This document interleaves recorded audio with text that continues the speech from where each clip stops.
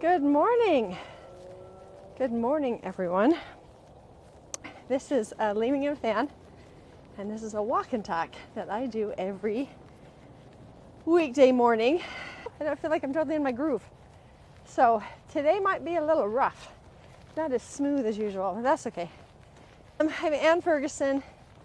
I am a creator. That's what I am today. I'm a creator.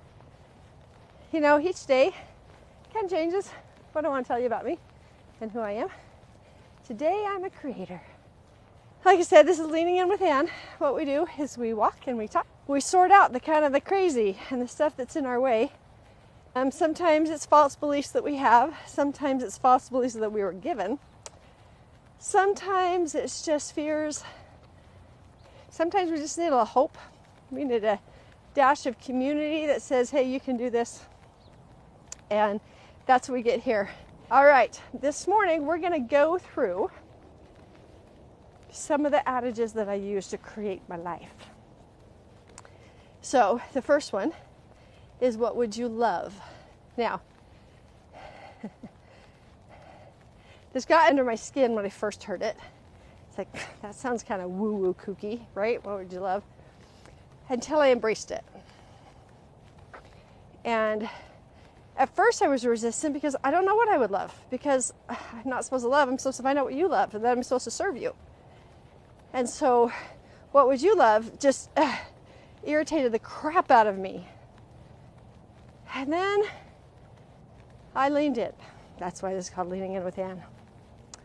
I leaned in and I gave myself permission to check in with what I would love. It didn't mean it had to happen. It didn't mean it failed if it didn't happen. It was just connecting in to me. What would I love? When you find that, now you can move forward with it, right?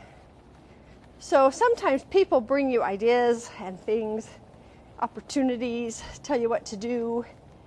And there's an easy way, especially if it's a big thing, to check in. Soul's yes and soul's no. A soul's yes is very different than a soul's no. A soul's yes for me feels exciting but scary, but not in a dread way. And here's the real kicker. This is how I know.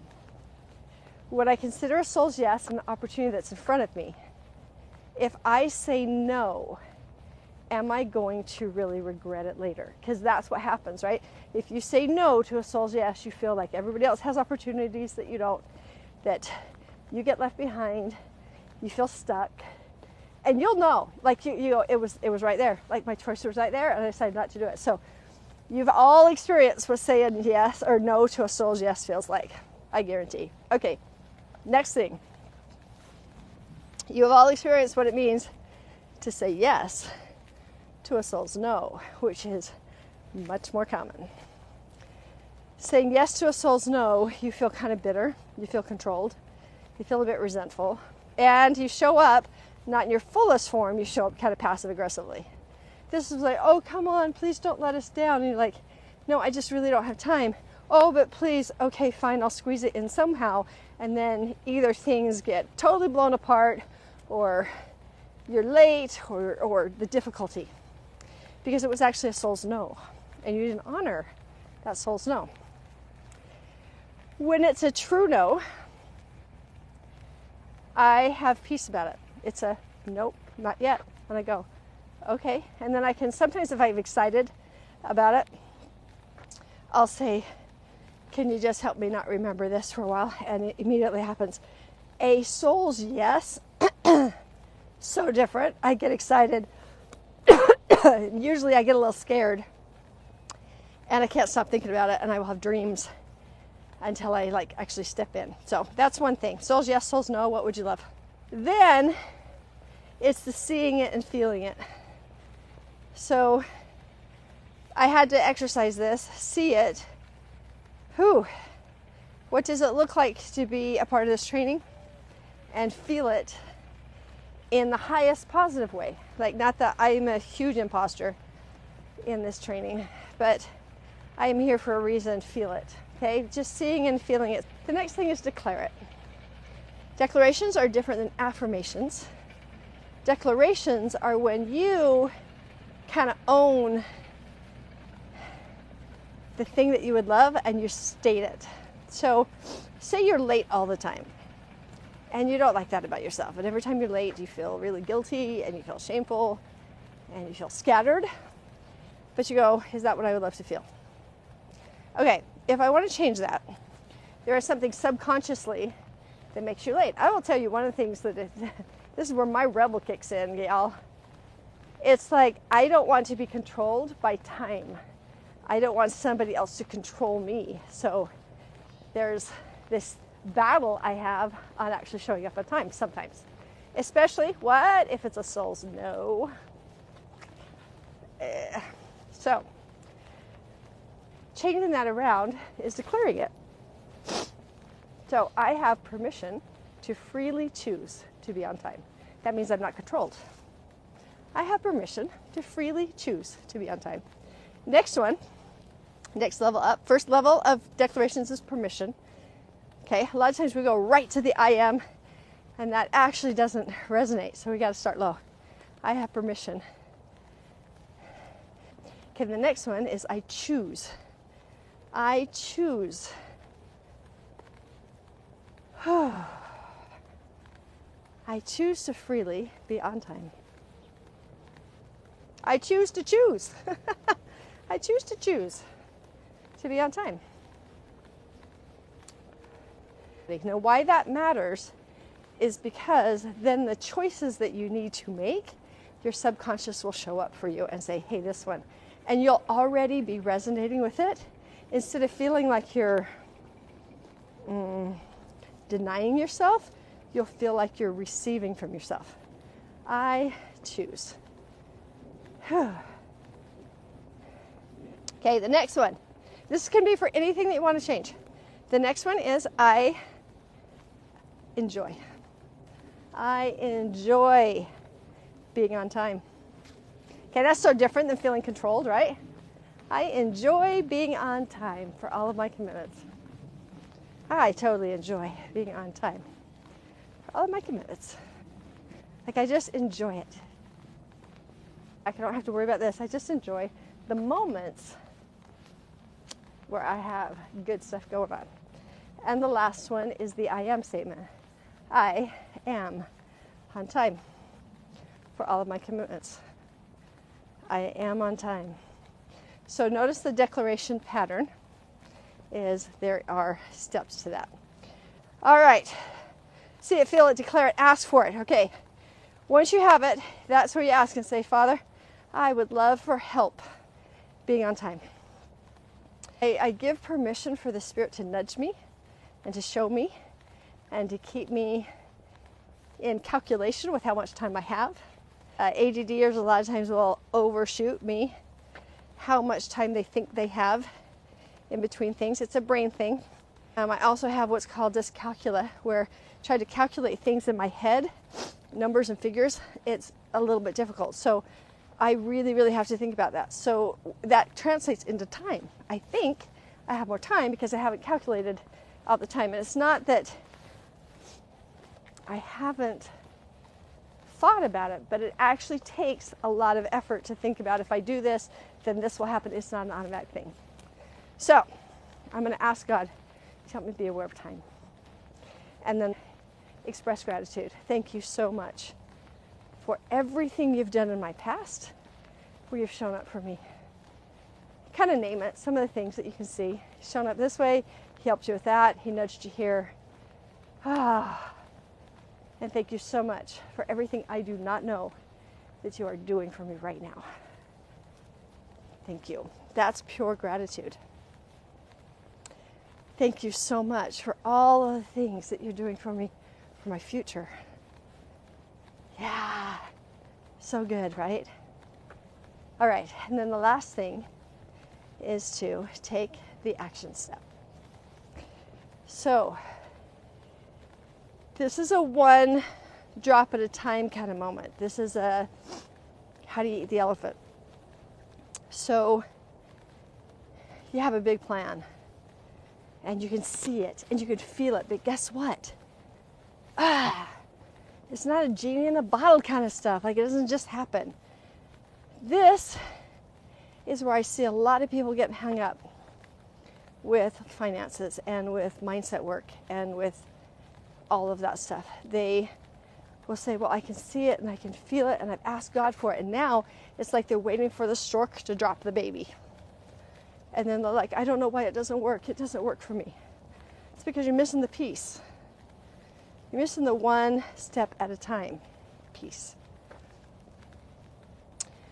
I, right now, am not ready to walk on a TEDx stage. If I were to send an application out and it be approved right this moment, and say on the stage in a week, I'm not ready. It's not just that I'm not ready with the writing of the talk and the getting that narrowed down. Emotionally, I'm not ready with the website. As people look and try to find me, I'm not ready. There's just a lot of things in the big dream. And sometimes it's not the Heavenly Father saying no, it's that you are not actually watching for the next right step and taking it. So anytime there's a next right step, you kind of have to breathe through it and say, okay, I hear you. What I would love is help. I hear you, and yet it feels a little bit either awkward, not fun, stretchy, whatever.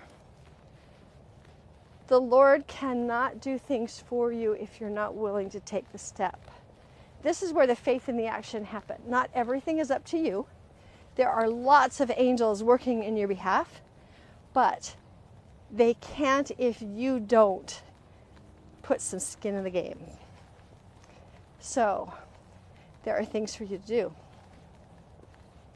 I want to share with you my skin in the game.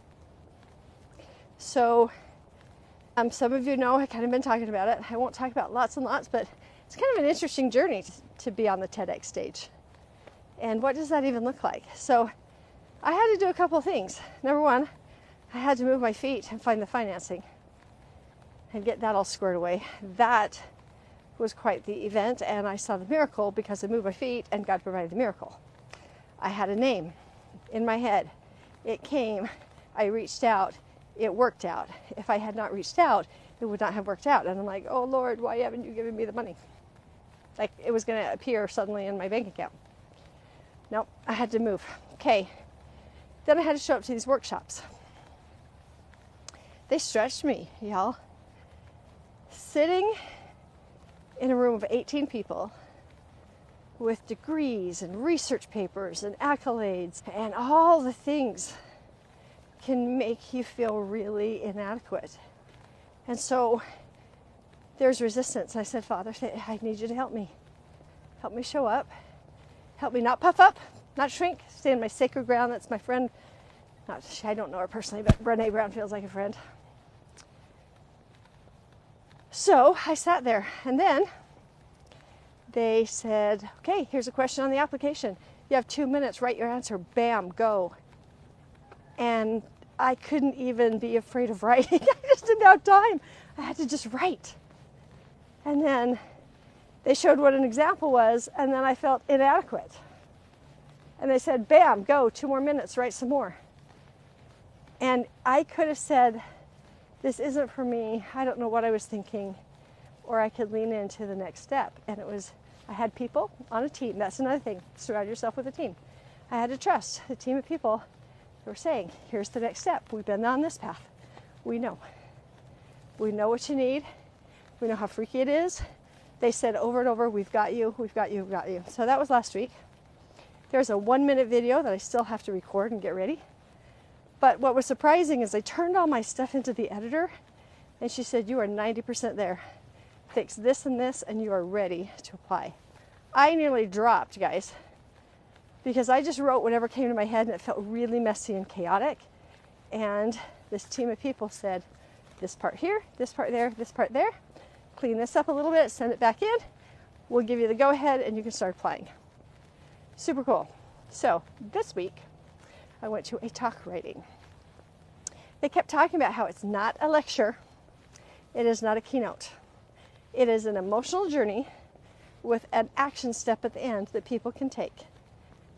Changes their mind, makes them move forward, perceive something differently, and you walk off the stage and you've got between 15 and 18 minutes to get that done. Whoa. So, one step at a time. It's so good. Here's this section. Ready, set, go. You're going to write to this section. Go. And I did. And then we went into breakout rooms. And they said, okay, tell us what you wrote. And then we got feedback from everybody else. And coaching. And okay, this is where you need to do this. And let's leave that out. And that part sounds really good. I think you're on the right track. Go. It's an amazing experience to try to tweak this down and make it all happen. So if you ever wonder, give some respect and awe to these TEDx people who walk onto that stage, because they weren't born doing it. There is a journey. There is a beautiful journey to have that happen. One of the things I know is that every person that I met in these trainings were service driven. They have a message. They want to benefit and impact the world. And that is it. And it was my tribe. It was so beautiful to work with them. So every day I read the vision of what it looks like when I show up at the venue, the rehearsal, envisioning the electricity of the audience as I step on the red dot for the rehearsal the night before, and appreciating the level of audience that's there, because a lot of other presenters will be there, and there's nothing but support that comes back because they know the journey you've been on.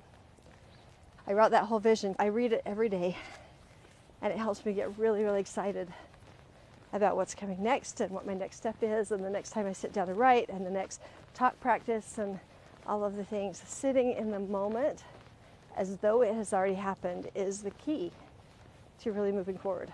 So that is that. Thanks for being here. Please, a couple of things. Number one, send me questions, things you would love to talk about, things that you're struggling with. You're like, I just don't even know how to get through this. I won't say your name. I'll keep it private, but I'll address it. So send me a message about that. All right, next thing. If these walk and talks have helped you at all, I highly encourage you to get on a class with me where I can meet you, talk to you, work on your own things with you. I would love to have you there. There are big things happening in your life, and we all need to know where the gap in belief is, because if we could fill that gap, you can take off. It might be belief in yourself to speak your mind, to be clear in relationships. It might be a belief in God that He will show up for you. It might be a lack in belief that dreams are possible, that everybody else you can see but not for you. It might be a lack in belief of your ability to stay calm when your kids need you. It might be a lack of belief in having the finances that you need so that you can actually have peace in your world and in your life. So igniting your belief helps you find the gap and gives you tools. Not just, we're not theory-based, guys. I am not theory-based. This is what's happening. Here's a tool. Work on it. And we all work on the same tools in each week, but each different person, it is amazing to watch God work to shift around what you need as we practice each tool. It is a journey, and it's safe, and it's judgment-free, and it's shame-free, and it changes you. So I invite you to consider. If you have any questions, please reach out to me via Facebook Messenger, okay? I would love to answer your questions. I would love to stand with you. I would love to help you. That's it, everybody. I'll see you later.